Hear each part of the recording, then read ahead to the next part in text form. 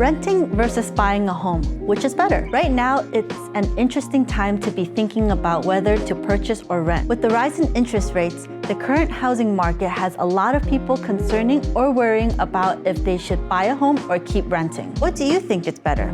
Torn between the two? According to the Census Bureau, the national home ownership rate was 65.4% in the first quarter of 2022, meaning that almost 2/3 of Americans own a home. Over the previous 2 years, it appears that the whole other third of the population rushed to buy a home, driven by record low mortgage rates and fierce competition. Despite increasing interest rates and softening market, house values remain historically high. Many people who cannot afford the increased rates are choosing to wait it out. Rent, on the other hand, are growing across the country. Both renting and buying have substantial benefits and drawbacks that should be considered before making a decision. What are the pros and cons of renting versus buying? Buying. If you're buying real estate, you will build equity that could be accessible through home equity product. You won't have a landlord to answer to, which will save you from another stress. It is also more stable than renting, and there are more possible tax benefits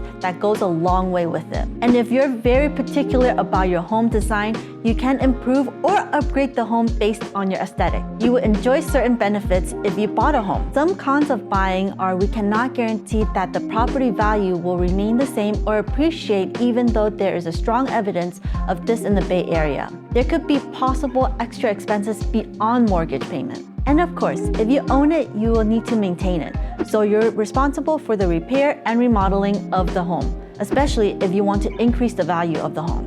If you don't have plans to buy a home, of course, renting is the best option for you. If you rent, there are fewer upfront costs and paperwork. You have the freedom to be more mobile. This is the best for those who are relocating because of work. If suddenly some of the interior or exterior are damaged, you are not responsible for the maintenance or repair. You don't need to worry if the value of the home is falling either because you don't own the place. Sounds good, right? But you still need to be financially prepared either way because your landlord could raise your rent and you're not entitled to any tax benefit. You might also have to relocate on short notice if the landlord decides to sell the property. When you rent, you don't build equity for yourself. You build equity for your landlord. Ever thought of changing the design of your room or the living space and making remodels? Well, if you're renting, you're not allowed to do that freely. You have less freedom in designing choices like paint color, upgrades, appliances, etc. Is buying cheaper than renting? The expenses of renting versus owning are largely influenced by where you reside